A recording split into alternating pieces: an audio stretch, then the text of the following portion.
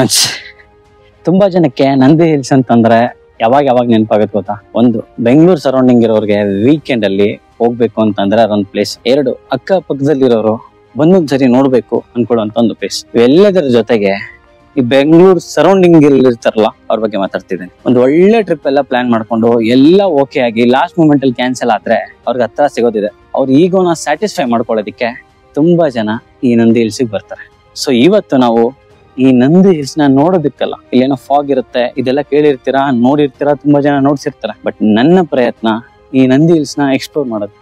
ಇಲ್ಲಿ ಹೆಚ್ಚು ಕಡಿಮೆ 13ರಿಂದ 15 ಪ್ಲೇಸಸ್ ಇದೆ. ಅವುಗಳಲ್ಲಿ ಅಟ್ಲೀಸ್ಟ್ ಕೆಲವು ಪ್ಲೇಸಸ್ ನಿಮಗ್ ತೋರಿಸ್ಬೇಕು. ನೆಕ್ಸ್ಟ್ ಟೈಮ್ ನೀವು ಬಂದು ಅವುಗಳನ್ನ ಎಕ್ಸ್ಪ್ಲೋರ್ ಮಾಡ್ಬೇಕು ಅನ್ನೋದೇ ನನ್ನ ಪ್ರಯತ್ನ. ಅದಕ್ಕೆ ನಾನು ಇವತ್ತು ಈ ವ್ಲಾಗ್ ನ ಮಾಡ್ತಿದ್ದೀನಿ. Let's start the video.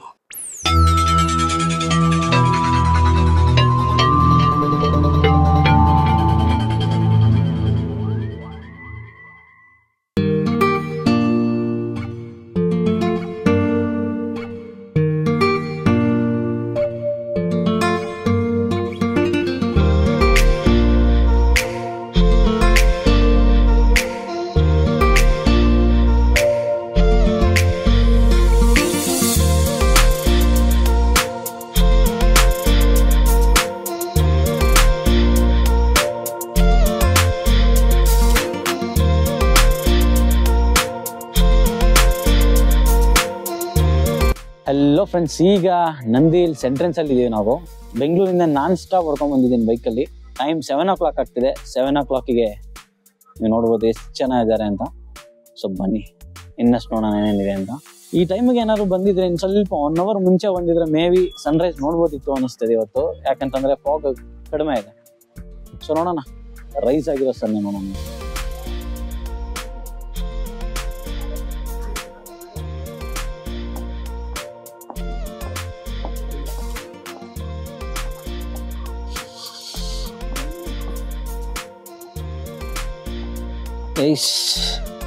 ಇದೇ ಟಿಪ್ಪು ಸುಲ್ತಾನಿನ ಬೇಸಿಗೆಯ ವಸತಿ ಗೃಹ. ಬೇಸಿಗೆ ಟೈಮಲ್ಲಿ ಅವ್ರು ಬಂದಾಗ ಅವರು ವಾಸ ಮಾಡೋದಿಕ್ಕೆ ಅಂತ ಕಟ್ಟಿಸ್ಕೊಂಡಿರುವಂತಹ ಪ್ಲೇಸ್ ಇದು. ಬನ್ನಿ ನೋಡೋಣ ಹೇಗಂತ. ಇಲ್ಲಿ ಮತ್ತಷ್ಟೇನೋ ಕನ್ಸ್ಟ್ರಕ್ಷನ್ ನಡೀತಿದೆ, ಚೆಕ್ ಮಾಡ್ಬೇಕು ಆಮೇಲೆ ಏನ್ ಮಾಡ್ತಿದ್ದಾರೆ ಇಲ್ಲಿ ಅಂತ. ಸೊ ನಾವಂತೂ ಫಸ್ಟ್ ತಗೊಂಡು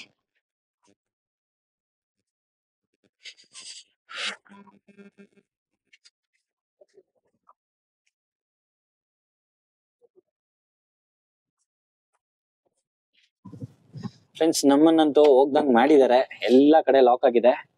ಐ ಥಿಂಕ್ ಇವಾಗ ಬಿಡ್ತಿಲ್ಲ, ಒನ್ಸ್ ಅಪಾನ್ ಅ ಟೈಮ್ ಬಿಡೋರು. ಸೊ ಅಟ್ ನಮ್ ದಾರಿಗಳು ನಮ್ಗಿದಾವೆ.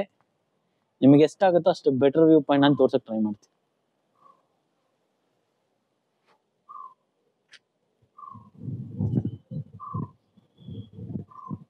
ಮೊದ್ಲಾದ್ರೆ ಇದ್ರ ಮೇಲೆಲ್ಲ ಹತ್ತು ತರ ಇತ್ತು, ಬಟ್ ಈಗ ಕ್ಲೋಸ್ ಮಾಡಿದ್ದಾರೆ. ದಾರಿ ಸಹ ಹೋಗಕ್ಕೆ ಇಲ್ದಂಗ್ ಮಾಡಿದ್ದಾರೆ.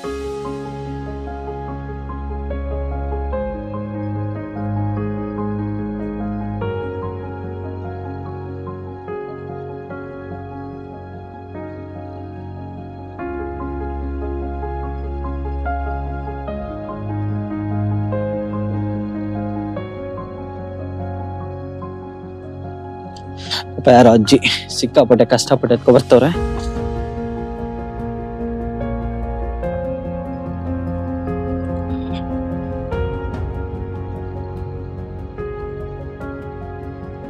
ಫ್ರೆಂಡ್ಸ್, ಈಗ ನಾವು ಗವಿ ವೀರಭದ್ರೇಶ್ವರ ಟೆಂಪಲ್ ಹತ್ರ ಬಂದಿದ್ದೀವಿ. ಸುಮಾರು 70 ನಂದಿ ಬೆಟ್ಟದಲ್ಲಿರುವಂತಹ ಬಂಡೆಗಳನ್ನ ಯೂಸ್ ಮಾಡಿಕೊಂಡು ಈ ದೇವಸ್ಥಾನನ ಕೆತ್ತಲಾಗಿದೆ.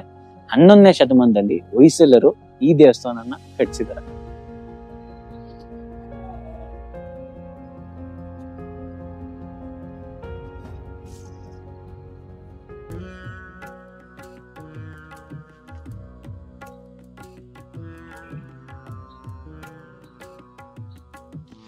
ಫ್ರೆಂಡ್ಸ್, ದೇವಸ್ಥಾನ ಅಂತೂ ಓಪನ್ ಆಗಿಲ್ಲ. ಬಂದಿದ್ದೀವಿ ಬೇಗನೆ, ಬಟ್ ಯಾಕೋ ಓಪನ್ ಆಗಿಲ್ಲ. ಪ್ರಯತ್ನಿಸ್ತೀನಿ ಗರ್ಭಗುಡಿಯಲ್ಲಿರುವಂತಹ ದೇವರನ್ನ ತೋರ್ಸೋದಿಕ್ಕೆ.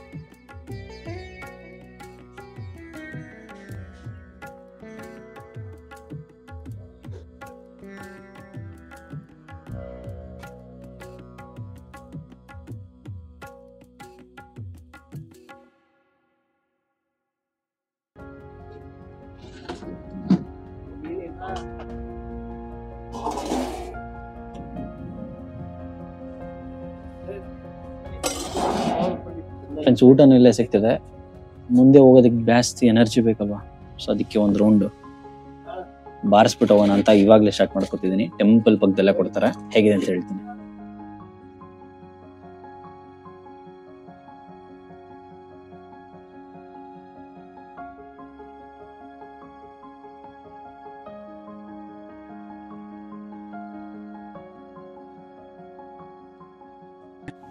ಫ್ರೆಂಡ್ಸ್ ಈ ಚಳಿಗೆ ಆ ಬಿಸಿ ಬಿಸಿ ಇಡ್ಲಿ ಕಾಂಬಿನೇಷನ್ ಸಕ್ಕತ್ತಾಗಿತ್ತು. 50 ರೂಪಾಯಿ ತಗೊಂಡ್ರು, ಎರಡೇ 2 ಇಡ್ಲಿ ಕೊಟ್ರು. ಹೆಚ್ಚು ಕಮ್ಮಿ ತಟ್ಟೆ ಇಡ್ಲಿ ಸೈಜ್ ಇತ್ತು. ನನಗಂತೂ ಇಷ್ಟ ಆಯ್ತು. ವಾಟರ್ ಬಾಟ್ಲು 10 ರೂಪೀಸ್ದು 15 ರೂಪೀಸ್ ಚಾರ್ಜ್ ಹಾಕಿದ್ರು. ಸೊ ಫೈನಲಿ ನಮ್ಮ ಟಿಫನ್ ಇಲ್ಲಿಗೆ ಮುಗೀತು. ಬನ್ನಿ ನೆಕ್ಸ್ಟ್ ಪ್ಲೇಸ್ಗೆ ಹೋಗೋಣ. ಈಗ ನೆಕ್ಸ್ಟ್ ನಾವು ಹೋಗ್ತಿರೋದು ಅಮೃತ ಸರೋವರಕ್ಕೆ. ನನಗೆ ಗೊತ್ತಿರೋ ಪ್ರಕಾರ ಎಂಟೈರ್ ನಂದಿ ಹಿಲ್ಸ್ಗೆ ಅಮೃತ ಸರೋವರದಿಂದಾನೆ ವಾಟರ್ ಸಪ್ಲೈ ಆಗ್ತಿರೋದು. ಸೀಟ್ ಸೂರ್ಯ ಬೇರೆ ಬಗ ಬಗ ಅಂತ ಬರ್ತಿದ್ದಾನೆ. ಬನ್ನಿ ಅವನೊಂದು ಹಾಯ್ ಹೇಳೋಣ. ಸೂರ್ಯ ಕೆಳಗೆ ಸರೋವರ, ಅವನಂತ ಬಗ ಬಗ ಬಗ ಅಂತ ಉರಿತವನೆ. ಫ್ರೆಂಡ್ಸ್ ದೊಡ್ಡ ದೊಡ್ಡ ಮೀನ್ ನೋಡ್ಬೋದು ನೀವು. ನಮಗೆ ಇಳಿಯಕ್ಕೆ ಪರ್ಮಿಷನ್ ಇಲ್ಲ, ಇಲ್ಲ ಹತ್ರ ಹೋಗಿ ತೋರಿಸ್ತಿದೆ. ಇಲ್ಲಿ ಆಮೇಲೆ ಇರುತ್ತೆ, ಆಚೆ ಅಂತೂ ಎಲ್ಲೂ ಕಾಣಿಸ್ತಿಲ್ಲ. ಇದು ಅದನ್ನು ತೋರಿಸ್ತಿದೆ.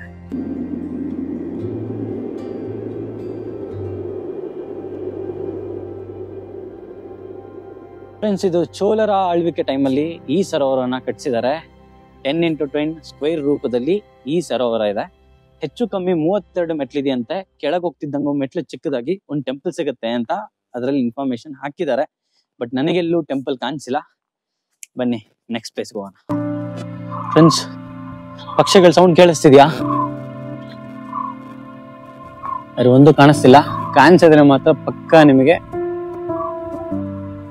ನಾನು ಕ್ಯಾಪ್ಚರ್ ಮಾಡಿ ನೋಡ್ಸಕ್ ಟ್ರೈ ಮಾಡ್ತೀನಿ. I will try my best.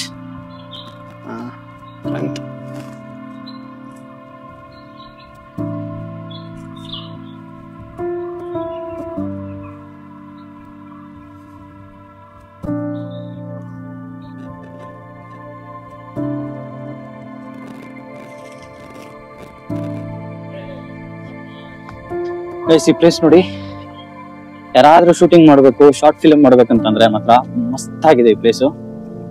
ಸಿಕ್ಕಾಪಟ್ಟೆ ಇಷ್ಟ ನಂಗೆ. ಮಳೆ ಬಂದಾಗಂತೂ ಈ ಪ್ಲೇಸು ಅದ್ಭುತವಾಗಿ ಕಾಣಿಸುತ್ತೆ. ಅದು ಬಂದು ನೋಡ್ದಾಗ್ಲೇ ಗೊತ್ತಾಗತ್ತೆ. ಈ ಗ್ರೀನರಿಗೂ, ಇವ್ರು ಮಾಡಿರುವಂತ ಈ ಸ್ಟ್ರಕ್ಚರ್ಗೂ, ಇಲ್ಲಿರುವಂತ ಮೆಟ್ಲಿಗೂ ಸಾಕಾಗತ್ತೆ.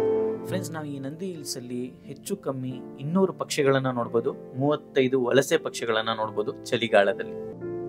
ಆ ಮಾನಸ ಸರೋವರದಿಂದ ಅಮೃತ ಸರೋವರದಿಂದ ಬಂದ್ರೆ ನೆಕ್ಸ್ಟ್ ನಮಗೆ ಇಲ್ಲಿ ಸಿಗುವಂತ ಪ್ಲೇಸ್ ಏನಂತಂದ್ರೆ ಸೂರ್ಯೋದಯ, ಸನ್ ರೈಸ್ ನ ನೋಡುವಂತ ಸ್ಪಾಟ್ ನೆಕ್ಸ್ಟ್ ನಮಗ್ ಸಿಗುತ್ತೆ. ಸೊ ಇದ್ರ ಮೇಲಿಂದ ಹತ್ಕೊ ಬಂದು ನೋಡ್ಬೇಕು. ಸೊ ಇಲ್ಲಿ ಬಿಟ್ಟಿದ ತಕ್ಷಣ ಸನ್ ಹೆಂಗ್ ಬರ್ತಿದಾನೋ ನೀವೇ ನೋಡ್ತಿರ್ಬೋದು.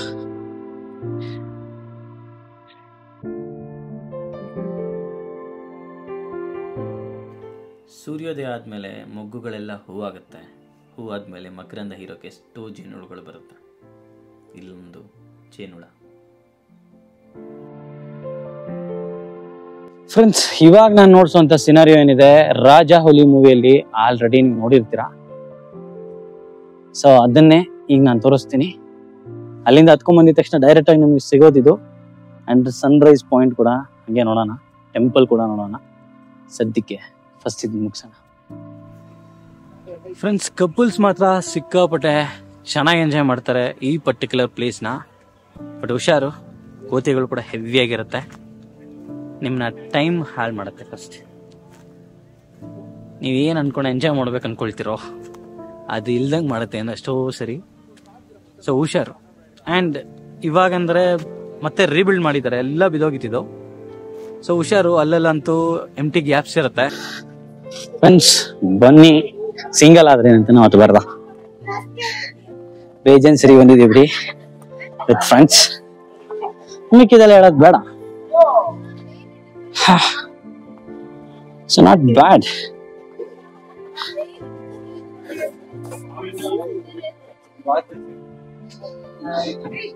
Hello. Hello. Hello. Hello hello. Yes, Drishyamrita channel name. Drishyamrita channel name. Thank you, subscribe ಮಾಡಿ. Self promotion. So not bad, ಚೆನ್ನಾಗಿದೆ. ಮುಂಚೆ ಅಂದ್ರೆ ಅಷ್ಟು ಚೆನ್ನಾಗಿರ್ಲಿಲ್ಲ, ಇದೆಲ್ಲ ಬರೀ ತೂತ್ ಇರೋದು. ಸಿಕ್ಕಾಪಟ್ಟೆ ಸ್ಲಿಪ್ಪರಿ ಆಗಿದೆ, ಬಿಕಾಸ್ ಮಳೆ ಬರ್ತಾ ಇರುತ್ತೆ, ಪಾಚಿ ಕಟ್ಕೊಂಡಿರುತ್ತೆ, ಕ್ಲೀನ್ ಮಾಡಿರಲ್ಲ, ಒಣಗಿರಲ್ಲ. ಸೊ ಮೈ ಸಜೆಷನ್ ಅದೇ, ಜಾರ್ತೈತಿ ಇವಾಗ್ಲೇ. ಸೊ ಹುಷಾರಾಗಿ ಬನ್ನಿ, ಹುಷಾರಾಗಿ ಹೋಗಿ. ನನ್ನ ಸಬ್ಸ್ಕ್ರೈಬರ್ಸ್ ಯಾವಾಗ್ಲೂ ಚೆನ್ನಾಗಿರ್ಬೇಕು, ನನ್ನನ್ನ ಆಶೀರ್ವಾದ ಮಾಡ್ತಾನೆ ಇರ್ಬೇಕು. ಸೊ ತುಂಬಾ ಅಂದ್ರೆ ತುಂಬಾ ಸೇಫ್ ಆಗಿ ಹೋಗಿ. ಮುಂಚೆಲೆಲ್ಲ ನೋಡಿ ಎಂಟಿ ಪ್ಲೇಸ್ ಏನ್ ಕಾಣಿಸ್ತಿದೆ, ಎಲ್ಲ ವುಡ್ ಹಾಕಿದ್ರು, ಈಗೆಲ್ಲ ಕಿತ್ಕೊಂಡ್ ಬಂದ್ಬಿಟ್ಟಿದೆ ನೋಡಿ, ಬರೀ ಐರನ್ ಮಾತ್ರನೇ ಕಾಣಿಸ್ತದೆ. ಒಂದ್ ಮನೆ ತರ ಮಾಡಿದ್ದು ಯಾವುದು ಇಲ್ಲ, ಕಿತ್ಕೊಂಡ್ ಹೋಗ್ತಾ ಇರುತ್ತೆ, ಯಾವಾಗ ಹೆಂಗ್ ಕಿತ್ಕೊಂಡು ಹೋಗುತ್ತೋ ಗೊತ್ತಿಲ್ಲ. So be careful. ಸ್ಕೇಟಿಂಗ್ ಮಾಡ್ಬೋದು ಇಲ್ಲಿ, ಆ ಲೆವೆಲ್ ಜಾರ್ತದೆ. ಇದು ಸ್ಯಾಂಪಲ್.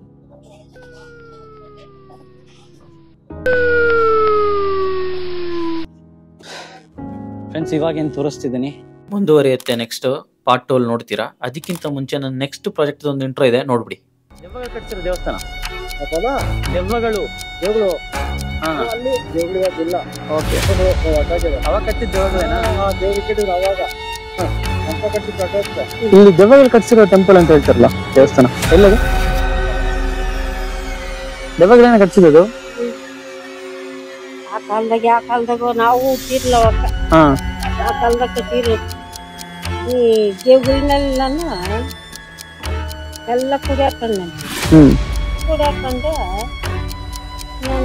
ದೇವಸ್ಥಾನ ಕಟ್ಕೊಟ್ರಿ ಅಂತ ಅಂದ್ಬಿಟ್ಟು ಮುಂದೆಲೆ ಕೊಯ್ಕೊಂಡು ಮುಂದೆಲೆ ಕೊಯ್ಕೊಂಡು ಕಡೆಗೆ ಇಟ್ಕೊಂಡು.